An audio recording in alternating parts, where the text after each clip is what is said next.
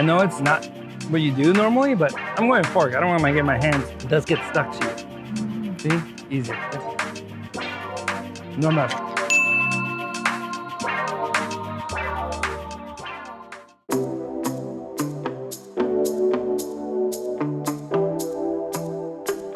Hi everyone, welcome to another episode of Paris Perfect. We are at Hotel Perla here in DTLA. We're at the rooftop. As you can see, we have the pool behind us. Great vibe, great atmosphere. Chef Andrew has prepared some great meals and we're gonna have some great cocktails to go with them. Man, I can't wait. It's gonna be fun. Yeah, check it out.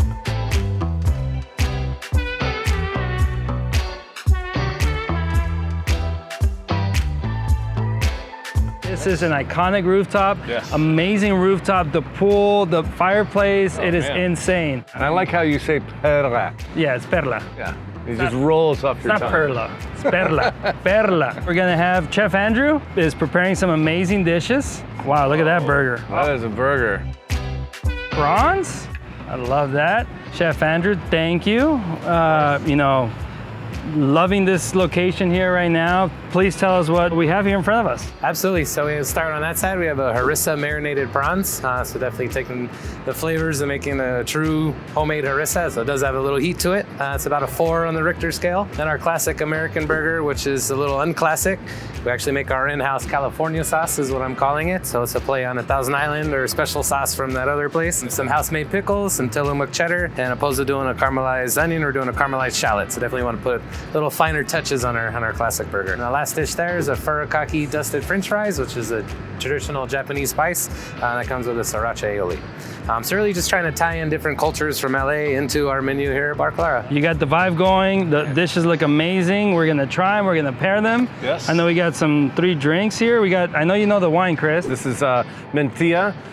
It's an indigenous varietal to Spain, which should be pretty cool. We've got a rendition here of a bee's knees. They just call it the bees. Gin, lime, and some honey. And then last, we've got a little bourbon and some Braulio, which is an Amaro from Italy, which you're typically not a fan of. No. But you took a sip earlier before we started, and you liked it. Thought it was good. Maybe we're converting you. No, you're not converting me. At Slowly least by should. this drink right itself is good. But Yeah. so if I'm in the mood for something with bitters, I'm gonna come here. I think it's more like Stockholm Syndrome. We're gonna get him liking bitters at one point. All right, well, Chef, thank you so Yeah, of much. course, Really of course. appreciate it. We're gonna dig in. We're gonna pair them, and we'll tell you our favorites later. Very good. Appreciate it. Thanks, Chef. Enjoy. Thank you. Awesome. So, Chris, what are we gonna go first? You were talking about the shrimp first. Yeah, I think shrimp first. Does it look amazing? There we go. I am a big fan of shrimp and prawns and all that goody stuff. So Yeah, these are huge. I like it that he made it kind of somewhat easy for us to get out of the shell. Yep, It's one thing that I don't like about eating food, like having to pry into it. Really good. what are you thinking? I went with the bees first. I thought it's the lightest of the 3. So I'm going to just kind of do this in progression.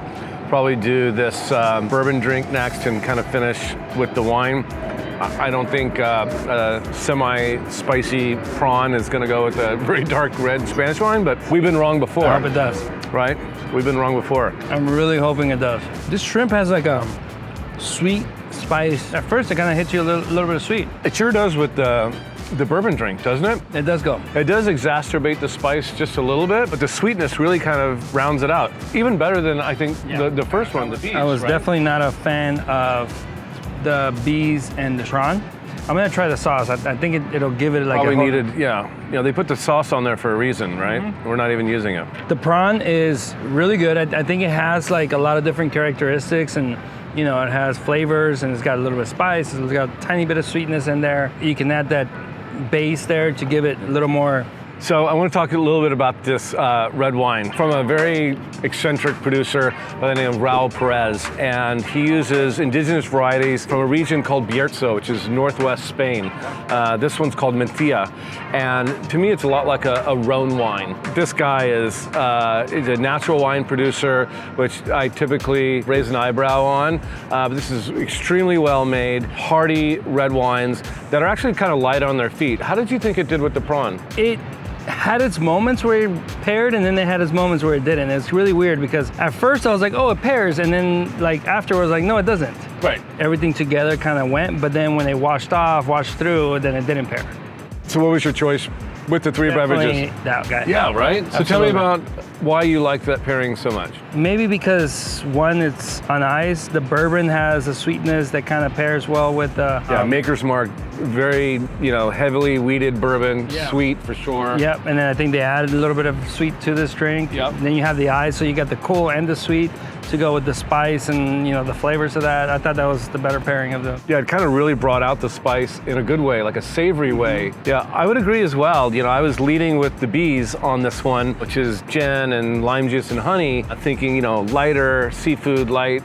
But it really was the bourbon that I think won it for me in this one. We could do an intermezzo of these special fries with this kind of specialty Japanese dusting, which I think is interesting. All too often people are going for like truffle fries to be the luxury, French fry on the menu. These are really good fries, but I will say that the flavor is not as strong. It has a touch of Japanese seasoning. Like a nori, seaweedy kind of thing, right? Exactly.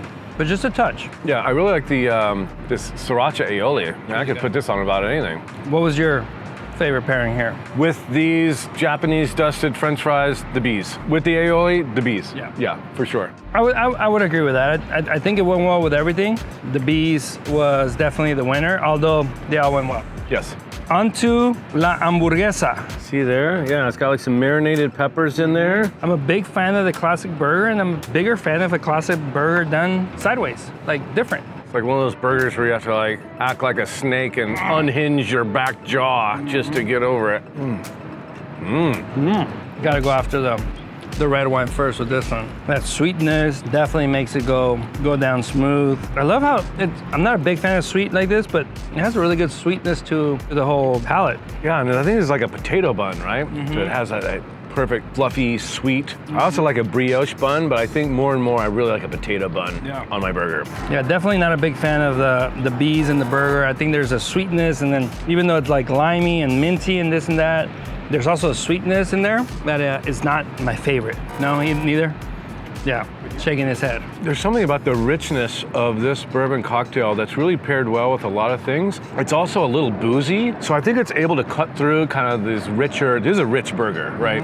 This is a beautiful burger. It taps into the richness of the burger. It cuts through it, and you get all those like caramely, vanilla, butterscotch notes out of the cocktail when paired with the burger itself. Yeah, the drink itself is really, really good. I think they only let you have 2 of these. Maybe. But I will say that there is some flavor profiles, like you said. I think the caramel, that kind of maybe goes with the charred shallot. Yep. I like it with the wine as well. Not a perfect pairing, but it does go with it. But the better pairing is what? It's the bourbon. Yeah, I agree. Knee jerk, you'd say red wine, meat. That's going to be the pairing. It's the bourbon in this one for me. I agree. I think we decided on the prawns and the bourbon. Yes. We decided on the fries and the bees. Yes. Burger and bourbon. Yeah. And the wine by itself.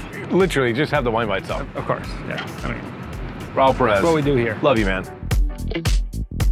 All right. Chad, What do look we at got you. here? What is dessert? this? Our ice cream sandwich. It's made in-house by our wonderful pastry team. It comes with a chocolate chip cookie, vanilla ice cream, and sprinkles. So definitely wanted to keep the American vibe on this one. And straightforward ice cream sandwich. Looks amazing. Straight up vanilla ice cream. Yes, sir. This looks like a 6-year-old's dream. It does, right? It does. It really does. Well, I'll tell you what, your dishes are amazing. We definitely thought that the fries in this drink, the fries are insane with the aioli. Insane. The burger's amazing. I love the charred shallots on it. Like, it gives it like a nice, so sweeter, deliciously rich. That was a potato bun? Brioche, actually. Oh, that was brioche. Yeah. Even sweeter. Yeah. Really, really good. And the wine is just a great wine. Appreciate it. Yeah, no, really good job. And But we have a thank you. sneaky suspicion that the red wine actually might go well with this. Very, very much so. So we're gonna check it out. Do we need to sing happy birthday before we cut this? You just gonna go after it like that? I'm just gonna get after it, yeah. Ooh, my fingers are all. Oh yeah. This one, you're gonna be sticky for the rest of the afternoon. I know it's not what you do normally, but I'm going fork. I don't want to get my hands. It does get stuck to you. See? Easier. No mess. With the bourbon, although it's not a bad pairing, I feel like all this makes that taste like water.